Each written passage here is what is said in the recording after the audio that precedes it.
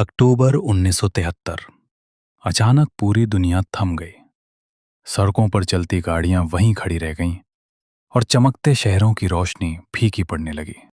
ये किसी परमाणु युद्ध का नतीजा नहीं था, बल्कि ये उस ताकत का प्रदर्शन था जिसे हम ब्लैक गोल्ड यानी कच्चा तेल कहते हैं। अरब देशों ने तेल की सप्लाई रोक दी थी और रातों रात महाशक्तियों की अर्थव्यवस्थाएं घुटनों पर आ गईं।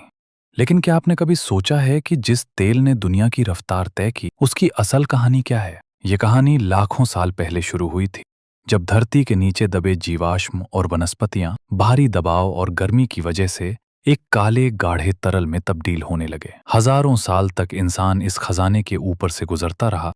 पुराने मिस्र के लोग इसे सिर्फ जख्मों पर मलने वाली दवा समझते थे।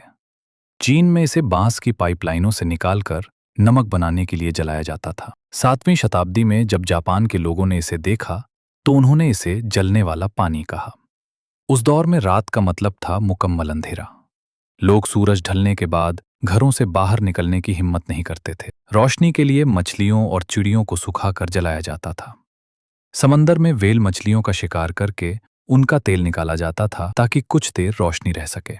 व्हेल ऑयल पर अमेरिका का कब्जा था, लेकिन ये बहुत महंगा और दुर्लभ था। फिर आया साल 1846। कनाडा के एक वैज्ञानिक अब्राहम गेसनर ने कोयले और बिटुमेन को रिफाइन करके केरोसिन बनाया। ये व्हेल तेल से 15 गुना सस्ता था और इससे रातें रोशन होने लगीं। लेकिन असली क्रांति अभी बाकी। 1859 में पेंसिल्वेनिया के एक छोटे से कस्बे में एडविन ड्रेक नाम का एक शख्स जमीन खोद रहा था। लोग उसे क्रेजी ड्रेक कहकर चिढ़ाते थे, क्योंकि उन्हें लगता था कि जमीन के नीचे कुछ नहीं है। पर 69 फीट की गहराई पर जैसे ही ड्रिल पहुंची, जमीन ने काला सोना उगलना शुरू कर दिया। यह दुनिया का पहला आधुनिक तेल का कुआं था, जिसने अमेरिका में एक ऐसी दौड़ शुरू की जिसने पीछे मुड़कर नहीं देखा। जैसे जैसे तेल की मांग बढ़ी, दुनिया भर में इसकी खोज शुरू हो गई। 1908 में जॉर्ज रेनॉल्ड्स ने 10 साल की कड़ी मेहनत के बाद ईरान में तेल का भंडार खोज निकाला। लेकिन इस तेल पर कब्जा ब्रिटेन की कंपनियों का था, जो ईरान के संसाधनों से भारी मुनाफा कमा रही थीं।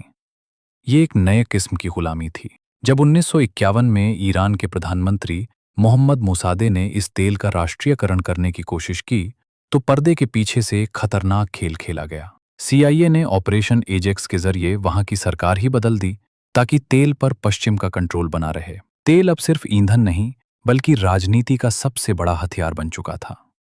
उधर सऊदी अरब में भी एक चमत्कार हुआ। 1938 में दम्माम के रेतीले टीलों के नीचे तेल का ऐसा समंदर मिला, जिसने एक बेहद गरीब देश को रातों रात दुनिया के सबसे अमीर देशों की फहरिस्त में खड़ा कर दिया। तेल की इस बेतहाशा सप्लाई और बढ़ते कंपटीशन को काबू करने के लिए 1960 में ओपेक का जन्म हुआ। इन देशों ने तय किया कि तेल की कीमत और उत्पादन वे खुद तय करेंगे। अमेरिका ने इसका जवाब पेट्रो डॉलर एग्रीमेंट से दिया, जिससे दुनिया भर में तेल का व्यापार सिर्फ डॉलर में होना तय हुआ। लेकिन इस काले सोने की चमक के पीछे एक गहरा अंधेरा भी छिपा है। तेल निकालने के लिए जंगलों को साफ किया गया, पाइपलाइनों के लीकेज ने समंदर के पानी को जहरीला बना दिया और हवा में घुलते धुएं ने हमारे पर्यावरण की कमर तोड़ दी।